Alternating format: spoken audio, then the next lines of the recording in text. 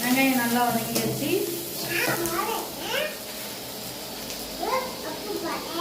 உப்பு போடு. ஐயோ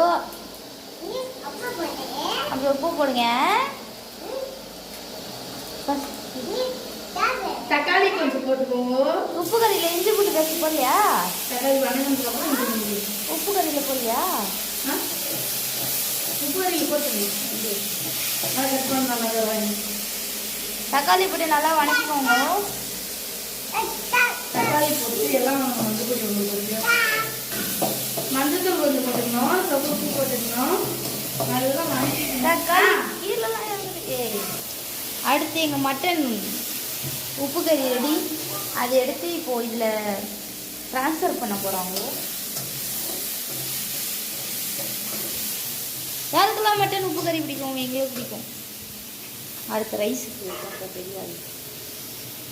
நான்லாம் சமையல் செஞ்சு 1.5 மாதத்துக்கு மேலே ஆகுது. இதோ சாப்பாடு செய்கிற பேர் ஏதோ செஞ்சு கொடுக்குறா, சாப்பிட்றேன். வர வர வர வர உப்பு கறியில் வந்து என்ன வந்துட்டோம்?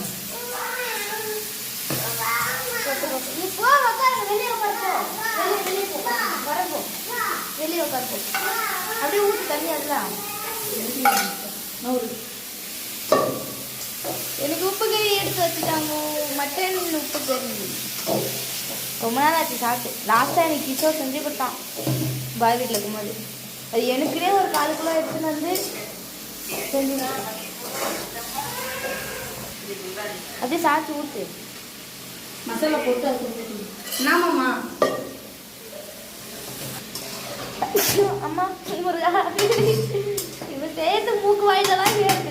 இது என்ன கால் எவ்வளோ மிஸ் ஆகுது பாருங்க மக்களே. இஞ்சி பூண்டு பேஸ்ட்டு ஃபஸ்ட்டே போடணும். இந்த குந்தாணி என்ன பண்ணுற மட்டன் சாப்பிட்டு பாருங்க. லாஸ்ட்டாக போடுறா. இதெல்லாம் சாப்பிட்டு நாளைக்கு உயிரோடு இருப்பேனா தெரியல. நான் உயிரோடு என் புதுசுகிட்ட வேறு போய் சேரணும்.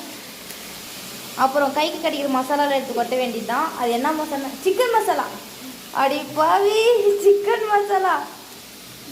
யாராவது மட்டனுக்கு சிக்கன் மசாலா போடுவாங்களா? இப்போ போகிறப்ப போதும் போதும் மிளகா தூள் அது கொட்டிட்டா. கீழே கொட்டிட்டா. குந்தாணி கொட்டிட்டா கீழே. அடுத்து தனியா தூளுங்க.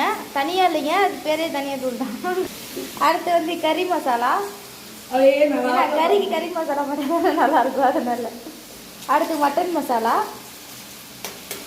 அப்படிக்கா ஒரு பெரட்டு, இப்படிக்கா ஒரு பெரட்டு. அவ்வளோதாங்க. மட்டன் சுக்கா கறி ரெடிங்க.